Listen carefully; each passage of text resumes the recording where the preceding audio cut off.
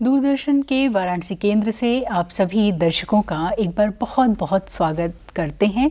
और दोस्तों, किसी ने बहुत सही कहा है, मौका न हो वाजिब तो सौगात बुरी लगती है, मिट्टी का अगर घर हो तो बरसात बुरी लगती है, चेहरे पे चाहे जितने चेहरे सजाइए, सेहत न हो अच्छी तो हर बात बुरी लगती है। और इसी सेहत के लिए हम न जाने क्या क्या करते हैं, और फिर भी अगर सेहत दुरुस्त न हो तो लगता है कि कहाँ कोई कमी रह गई है क्या, और वो कमी कहाँ रह जाती है। आज इसी विषय पे अपने ज्ञान को विस्तार देने के लिए हमने अपने इस कार्यक्रम में आमंत्रित किया है बीएचयू और होम साइंस डिपार्टमेंट से डॉक्टर सुकन्या चक्रवर्ती को, जो आज हमें आहार और पोषण से जुड़ी हुई वो सारी जानकारी देंगी जहां हम गलतियां करते हैं। तो चलिए स्वागत करते हैं अपने कार्यक्रम में। मैडम, बहुत बहुत स्वागत करते हैं आपका हमारे कार्यक्रम में। और जब लगता है कि बहुत अच्छा सब कुछ कर रहे हैं, कुछ लोग बड़े जागरूक होते हैं कि हम अच्छा खाएं, अच्छे तरीके से जीवन को जिएं जिससे कि बीमारियां कम आएं, लेकिन फिर भी शरीर थका थका सा लगता है। उम्र से पहले लगता है कि एजिंग प्रोसेस शुरू हो गई है, बच्चे भी बार बार बीमार होते हैं, बुजुर्ग भी परेशान रहते हैं। तो फिर गौर करने का विषय होता है कि आखिर गलती कहाँ हो रही है, और ऐसे में आपकी ज़रूरत पड़ती है। तो हम बात करना चाहेंगे कि जब संतुलित आहार की बात करते हैं तो वास्तव में संतुलित आहार का मतलब क्या होता है। धन्यवाद मैम। विषय तो बहुत ही इंटरेस्टिंग है। हम सभी चाहते हैं कि हम स्वस्थ रहें, ऊर्जावान रहें, बीमारियों से दूर रहें, और इसके लिए हम भोजन करते हैं जी। लेकिन क्या सिर्फ भरपेट भोजन करना ही पर्याप्त होता है? नहीं, बिल्कुल नहीं। इस भोजन में हमें संतुलित भोजन का ग्रहण करना बहुत आवश्यक होता है। और ये संतुलित भोजन हमें प्राप्त कहाँ से होता है?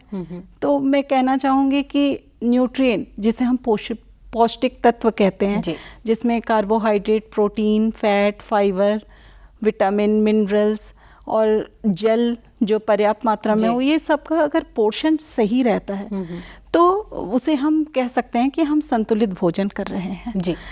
अगर हम अपने शरीर को एक वाहन के साथ तुलना करते हैं तो जैसे वाहन को चलाने के लिए अच्छे ईंधन की आवश्यकता होती है, ठीक उसी प्रकार हमारा जो शरीर है उसे भी चलाने के लिए अच्छे न्यूट्रिशन की ज़रूरत होती है। और ये न्यूट्रिशन हमें संतुलित आहार से ही प्राप्त होगा। किसी ने कहा है, एक पुरानी कहावत है, जैसा अन्न वैसा मन। जैसा हम आहार लेते हैं, हमारी मन, हमारा सोच, हमारी जो क्रियाविधियां हैं वो सब कुछ उसी पे निर्भर करती है। तो इसलिए ये बहुत आवश्यक है कि हम अपने भोजन पे ध्यान दें, और भोजन जीवन का नींव भी है, ये भी हमें पता ही है। बिल्कुल। तो बस इन्हीं बातों को ध्यान देने वाली बातें हैं जी। तो वो भोजन कैसा होगा? आम तौर पे हम कहें तो वो भोजन में क्या क्या चीज़ें सम्मिलित होनी चाहिए, कितनी मात्रा में होनी चाहिए, एक जो मील हम लेते हैं वो कैसे कंप्लीट हम कर सकते हैं, तो क्या क्या वो ज़रूरी चीज़ें हैं उसमें? बहुत अच्छा सवाल किया। मैं दर्शकों को बताना चाहूँगी कि ICMR, Indian council of medical research ने एक बहुत अच्छा कॉन्सेप्ट दिया है बैलेंस प्लेट का। ये बैलेंस प्लेट और कुछ नहीं है, जो हम डेली अपना खाना खाते हैं जिस थाली में, वही थाली है, बस उन्होंने इसको एक स्वरूप दे दिया है। और इस स्वरूप को समझने के लिए मैं आप लोगों को बताना चाहूँगी कि जो हमारी थाली है, उस थाली को अगर हम 2 पार्ट में डिवाइड कर देते हैं, जिसके आधे पोर्शन में हम हरी और रंगीन सब्जियों तथा फल को इंक्लूड करते हैं, और बाकी बचे हुए आधे भाग के भी आधे भाग में अगर हम गुड कार्बोहाइड्रेट को इंक्लूड करते हैं, जिसमें साबुत अनाज, जिसको हम लोग होल ग्रेन्स कहते हैं, और बाकी बचे हुए पोर्शन में अगर हम लोग गुड प्रोटीन और गुड फैट को इंक्लूड करते हैं, तो ये हमारा एक बैलेंस प्लेट तैयार हो जाता है। और अगर हम इस बैलेंस प्लेट को अपने डेली कंजम्पशन में रखते हैं, डेली कंज्यूम कर रहे होते हैं, तो ये बहुत ही संतुलित रूप से हमें ऊर्जा और सारे पौष्टिक तत्व भी प्रदान कर रहे होते हैं। तो ये एक छोटा सा कॉन्सेप्ट है, जैसे कि आजमाना इतना मुश्किल नहीं है। हमें लगता है कि ये बहुत ही आसान है, जिसमें सभी प्रकार के अनाज, दूध, दही, दूध से बने हुए भोज्य पदार्थ या मेवे, फल, सब्जियां सब कुछ इंक्लूड हो जाएंगी। तो यही हमारी संतुलित आहार है। लेकिन कभी कभी लोगों को ये लगता है कि जब हम संतुलित आहार की बात करते हैं तो मतलब एक महंगी थाली, और जब महंगी थाली की बात आती है तो लोग सोचते हैं कि बहुत सारे फल होंगे और उसमें ड्राई फ्रूट्स होंगे, कुछ महंगे महंगे उसमें खाद्य पदार्थ होंगे, तो वो संतुलित थाली मानी जाएगी। क्या ये सही है? देखिए, हमेशा अच्छा खाना और गुड हेल्थ के लिए जो भी भोजन हम इंक्लूड कर रहे हैं वो महंगा हो ऐसा ज़रूरी नहीं है। बस ज़रूरत यह है कि जब भी हम खरीदारी करने मार्केट जा रहे हैं तो थोड़ी सी सूझबूझ अगर हम अपना लेते हैं तो ये बहुत आसान हो जाता है। जैसे अगर हम मार्केट जा रहे हैं तो मौसमी सब्जी और फल कौन से उपलब्ध है मार्केट में, हम सबसे पहले ये देख ले। लोकली अवेलेबल फूड जो होते हैं, जैसे जो स्थानीय तौर पे जो मिलते हैं सब्जियां, उसमें क्या होता है कि हमें कई बार ये पता नहीं होता है क्योंकि उसकी लोकप्रियता ज़्यादा नहीं होती है, हम उसके गुणवत्ता के बारे में ज़्यादा नहीं जानते हैं। तो ये भी हमें पता अगर हो कि इस लोकली अवेलेबल फूड में कितने पौष्टिक तत्व हैं और अगर उसे भी हम खरीदें तो वो बहुत बजट फ्रेंडली होते हैं और हमारे शरीर के लिए भी बहुत अच्छा होता है। तो इस तरह से हम कर सकते हैं। अगर हम मांस, मछली, अंडा नहीं खाना चाहते हैं तो हम उसके जगह पे जो है फलियां, दाल, ये सब भी प्रयोग में ला सकते हैं जी। और एक बहुत अच्छा कॉन्सेप्ट है किचन गार्डन का। पहले आपको याद होगा कि घरों के बाहर क्यारियां लगती थी जी, तो बस वही चीज़ें हमें फिर से अपनाना है। घर में छोटे छोटे गमले ही सही, जिसमें टमाटर, भिंडी, करेले, पुदीना, ये सारे साग सब्जियां उगाकर भी हम बजट फ्रेंडली फूड जो है अपने लिए ला सकते हैं। और ये मतलब बजट फ्रेंडली तो होगा ही और साथ ही साथ हमें संतुलित आहार भी देगा। बिल्कुल। और सीजनल फ्रूट्स और सब्जियां जो आती हैं, सैलेड्स आते हैं, हम शामिल कर सकते हैं। प्रकृति ने बनाया भी उसी हिसाब से है कि जब गर्मियों का मौसम हो तो तरबूज और खरबूज पर्याप्त मात्रा में मिलने शुरू हो जाते हैं। और बॉडी को जो है पर्याप्त मात्रा में वाटर की भी जो कंजम्पशन है वो भी पूरा हो सके। और पानी की बात चल निकली है तो पानी का भी शरीर में बहुत ज़्यादा महत्वपूर्ण स्थान है जो है। तो लोग कभी कभी क्या है कि वाटर इनटेक भी काम की वजह से या ऐसे लापरवाही में कम करते हैं। तो एक संतुलित अगर हम आहार की बात करते हैं तो उसमें पानी का कितना योगदान है? कम से कम अगर हम एक वयस्क की बात करते हैं तो 7 से 8 गिलास पानी जो है डेली पीना बहुत ही ज़रूरी है जी। लेकिन कुछ ऐसे हमारे जैसे बीमारियों की अवस्था होती है जिसमें कई बार चिकित्सक मना भी करते हैं, तो मैं कहूँगी कि अगर कुछ विशेष रोग की अवस्था है तो वहाँ अपने चिकित्सक से ज़रूर परामर्श लें और उसके अकॉर्डिंग ही पानी पिए। लेकिन जनरली वयस्क व्यक्ति के लिए 7 से 8 गिलास पानी पीना अनिवार्य होता है प्रतिदिन के लिए जी। बिल्कुल। और कुछ बीमारियां अपने देश में बहुत ज़्यादा देखने को मिलती हैं जो क्रॉनिक डिजीज़ में भी आ जाती हैं, जैसे कि मधुमेह और उच्च रक्तचाप की समस्या जो है। ये जो पेशेंट्स होते हैं इनके खान पान का भी बहुत माना जाता है कि योगदान है कि इनकी बीमारी कंट्रोल में रहे जो है। इनके लिए एज ए जो है आप एक न्यूट्रिशन से जुड़ी हुई हैं तो क्या सजेस्ट करेंगी कि इन्हें अपने खाने में क्या नहीं खाना चाहिए और क्या खाना चाहिए? देखिए, सबसे पहली बात तो ये है कि जो भी पर्सन हमारे आसपास हैं जिन्हें कि इस तरह के नॉन कम्युनिकेबल डिजीज़ हो रहे हैं, जैसे हार्ट प्रॉब्लम है या कार्डियोवैस्कुलर डिजीज़ है या हाइपरटेंशन, डायबिटीज़ बहुत आम प्रॉब्लम है। इसमें सबसे बड़ी चीज़ें तो ये हैं कि तेल, घी, मसाला और कार्बोहाइड्रेट जो कि उच्च क्वालिटी का कार्बोहाइड्रेट नहीं है, उन सबको तो अवॉइड करना ही है। मैदा हो गया या बहुत ज़्यादा प्रोसेस्ड फूड है, जो पैकेट वाले फूड हैं, उन्हें अवॉइड करना बहुत ज़रूरी है।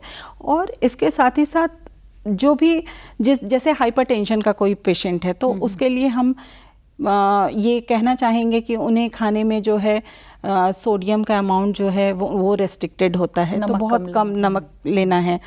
इसी तरह से अगर शुगर का पेशेंट है तो उसे फाइबर का अमाउंट खाने में बढ़ा लेना है। साथ ही साथ जो कार्बोहाइड्रेट है उसमें भी जो है जैसे मैदा है या आटा है, गेहूं का आटा है, ये सबको अवॉइड करना है। अगर उन्हें आटा यूज़ भी करना है तो मल्टीग्रेन जी वीट यूज़ करना है, आटा यूज़ करना है। साथ ही साथ अगर कार्डियोवैस्कुलर डिजीज़ की बात करें तो उन्हें भी तेल, घी, मसाला तो कम खाना ही है, साथ में डाइट में जो है फाइबर को बढ़ाना है जी।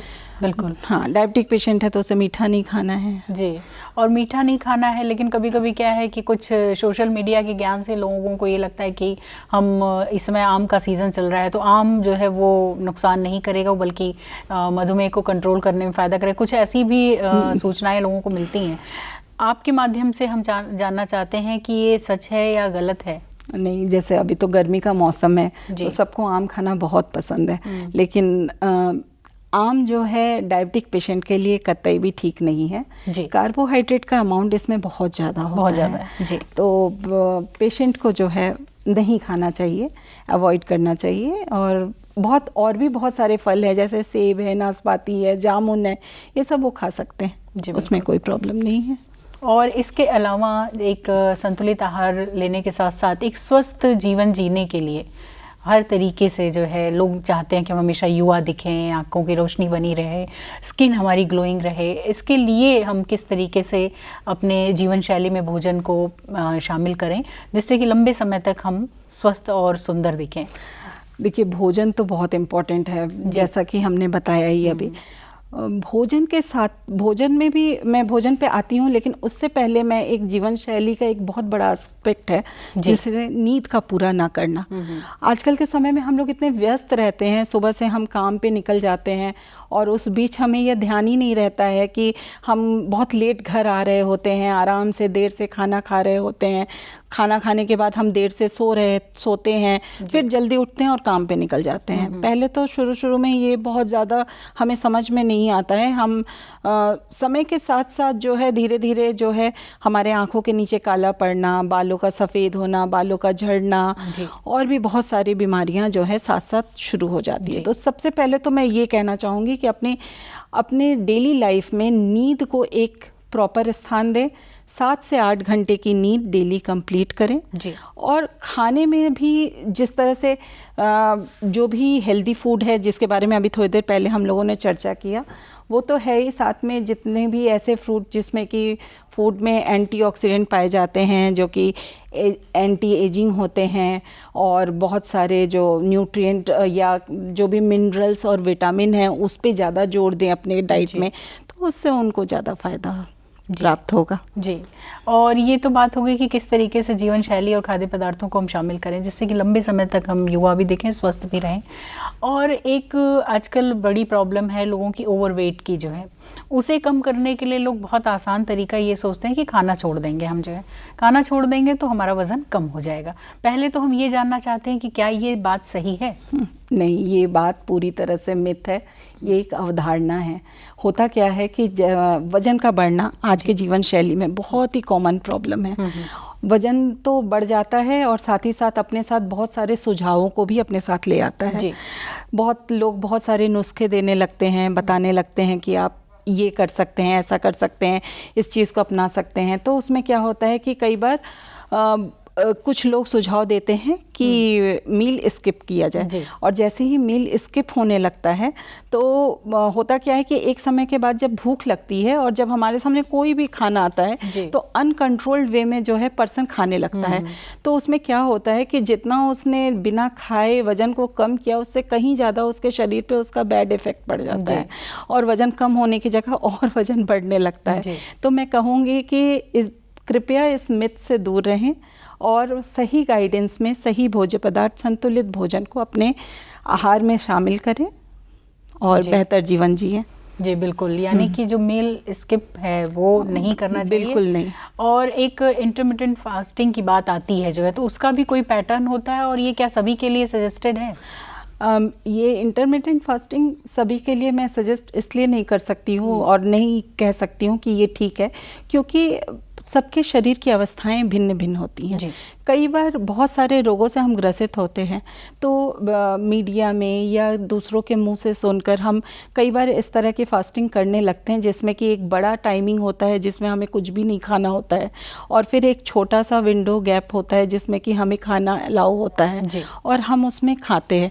तो वो भी चीज़ें हम फिर से दोबारा कहना चाहेंगे कि सही गाइडेंस के साथ उसे अपनाने में तो कोई खराबी नहीं, लेकिन अपनी अवस्था को ध्यान में रखते हुए कि अगर आपको कोई डिजीज़ है या आप प्रेग्नेंट है या लैक्टेटिंग मदर हैं या किसी अन्य बीमारी से ग्रसित है, तो अपने चिकित्सक के परामर्श के साथ ही उसे अपनाएं। जी बिल्कुल, बहुत बहुत धन्यवाद आपको देना चाहते हैं कि आज आपने इस विषय पर इतनी अच्छी जानकारी दी जो कि बहुत ज़रूरी है एक सेहतमंद ज़िंदगी के लिए, यानी कि आहार आपका कैसा हो, संतुलित हो, कितना पोषण उसमें आपको मिल रहा है।